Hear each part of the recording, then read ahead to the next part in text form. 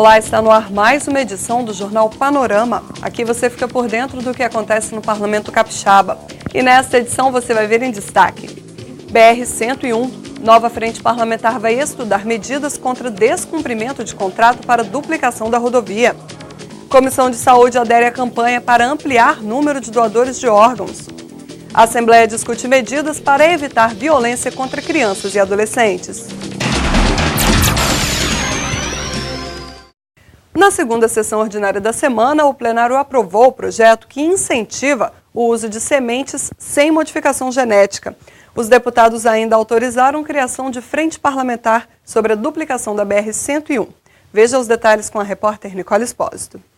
Luciana, a Assembleia vai contar com mais uma frente parlamentar. Dessa vez, os trabalhos serão voltados para a busca de uma solução quanto ao contrato firmado com a concessionária Eco 101. A criação da frente parlamentar pela humanização da rodovia foi aprovada na sessão desta terça-feira. Proposto pelo deputado da Vitória, o grupo deve cobrar o cumprimento ou a rescisão do contrato firmado com a concessionária em 2013 para a duplicação da BR-101 no trecho que corta o Espírito Santo. A Assembleia Legislativa é a instituição mais legítima para representar o povo capixaba, que é quem mais está sofrendo com a cobrança de pedágio e o não cumprimento de um contrato da duplicação da BR-101. Essa concessionária, Eco 101, que tem por trás dela as maiores empresas e as mais poderosas do Espírito Santo, é a maior vergonha que nós podemos conhecer nesse momento. Ninguém no Estado consegue trazer uma informação de um contrato mais vergonhoso, mais humilhante do que esse, que você pactua com a sociedade, através de um contrato dessa concessionária com o governo federal, de cobrar pedágio dos nossos capixabas, aumenta o pedágio dentro rigorosamente do que prevê o contrato, mas a duplicação que deveria ser feita pelos 480 quilômetros da rodovia, até agora absolutamente nada foi feito.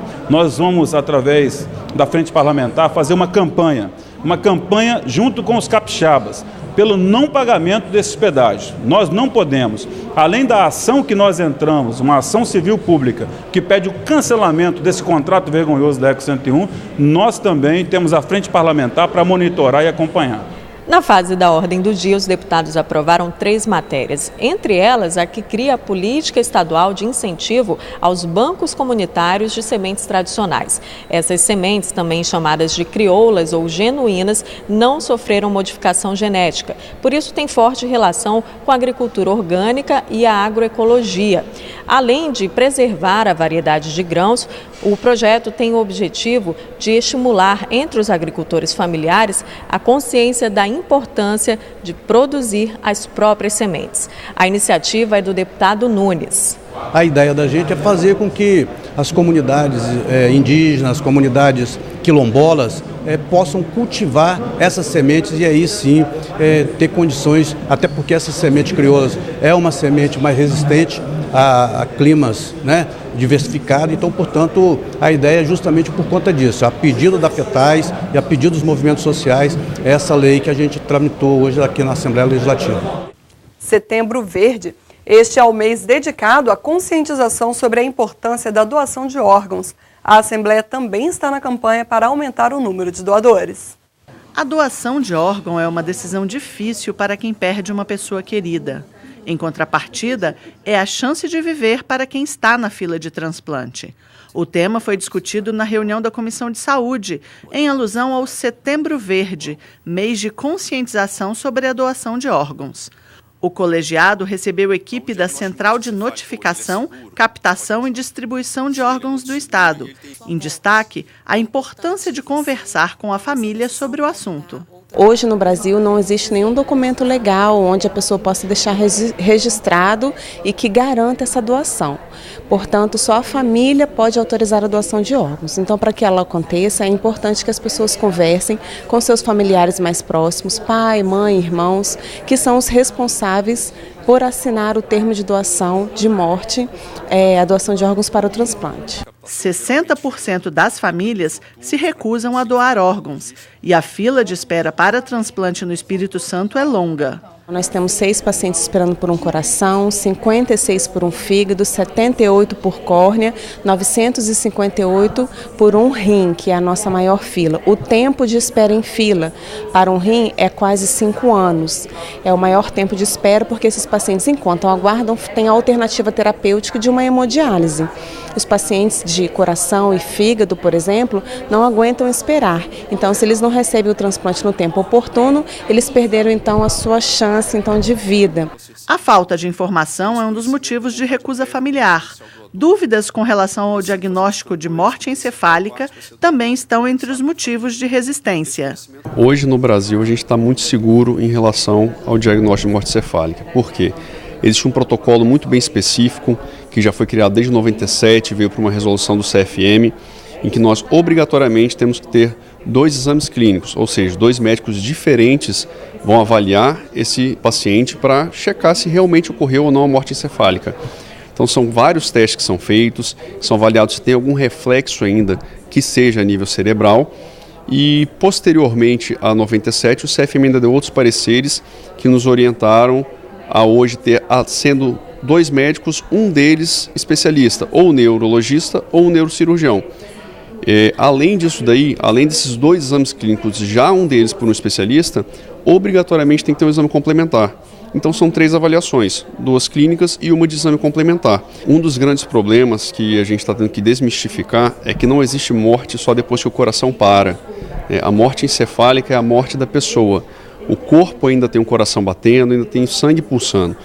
Porém, não tem mais atividade cerebral nenhuma, a pessoa não vai se recuperar.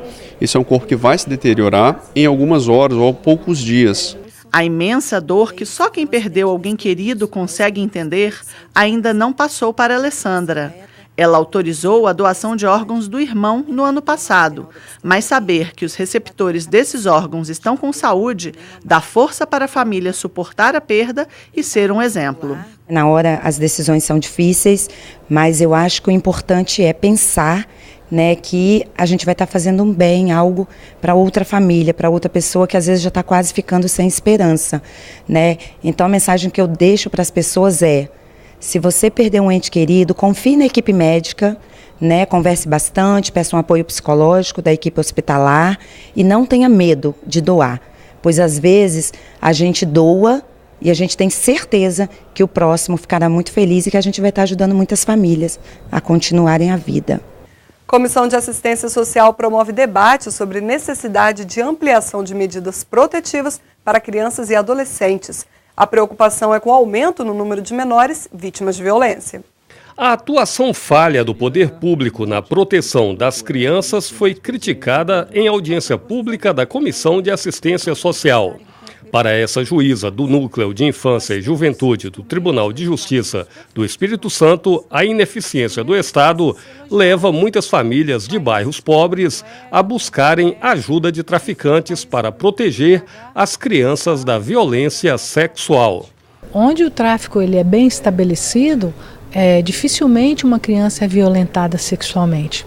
E as famílias que têm essa preocupação, como elas têm muito distante o Estado constituído para dar proteção, elas buscam a proteção mais próxima, nesse caso o traficante. Só que o traficante cobra e cobra muito caro, porque uma família dessa, entre aspas, protegidas por essa pessoa, que age à margem da lei, vai cobrar dessa comunidade, dessas pessoas, também a sua contraproposta, que é ali apoiá-los, guardar droga, guardar arma, e a sua criança que está sendo, entre aspas, protegida de uma violência sexual, está sendo ali exposta a outra violência, que é da arma, do tráfico de drogas e do uso de substância entorpecente.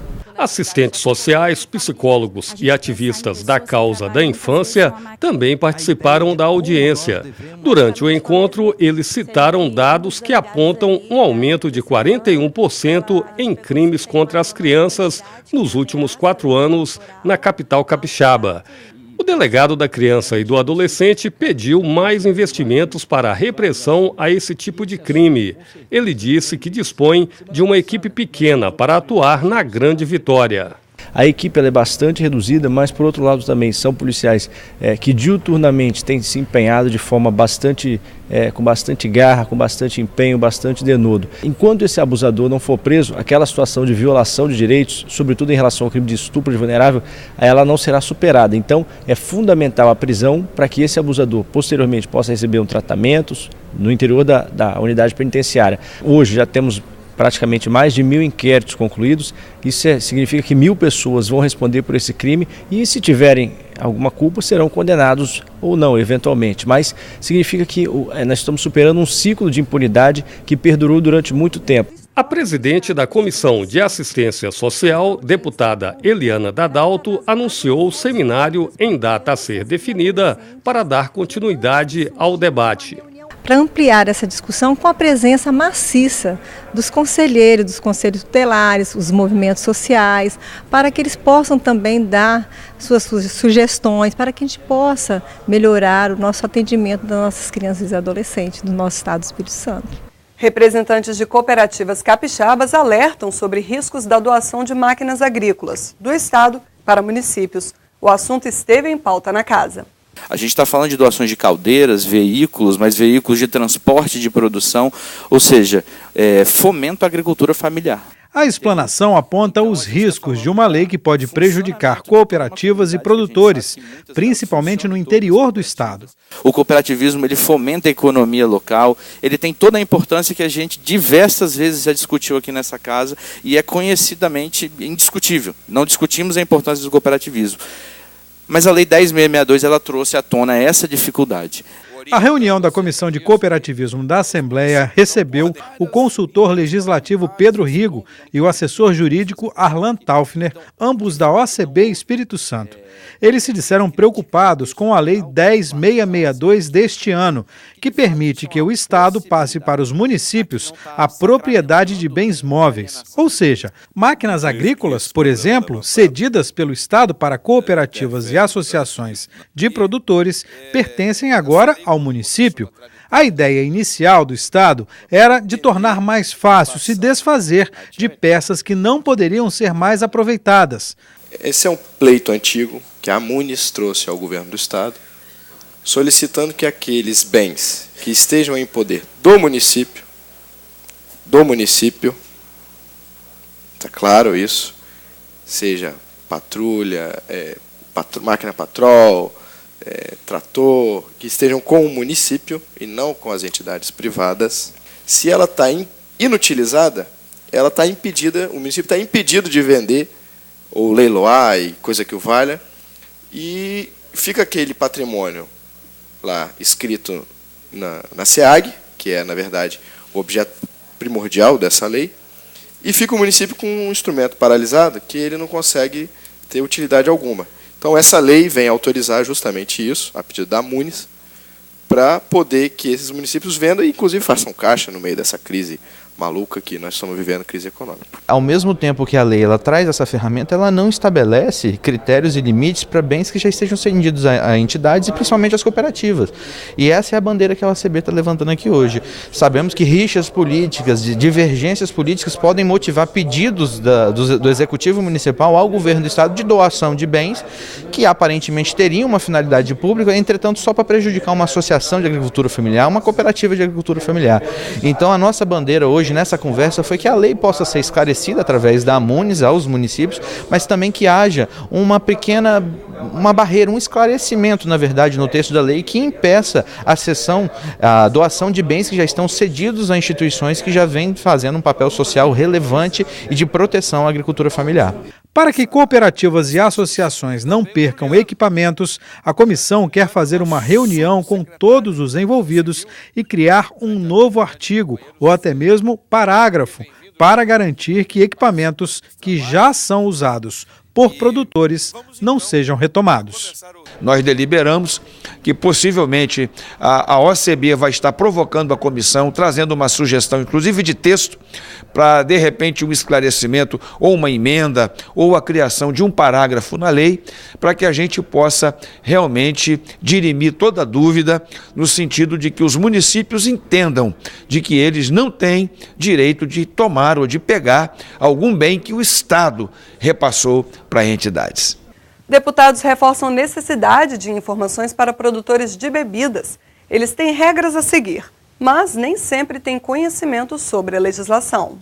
As bebidas produzidas no país em escala comercial devem ser registradas no Ministério da Agricultura, conforme previsto em legislação específica. A exigência desse registro e a falta de informação dos produtores capixabas sobre o assunto foram discutidas em reunião do Colegiado de Agricultura. A comissão recebeu Jimmy Barbosa, responsável pela Superintendência Federal de Agricultura no Espírito Santo.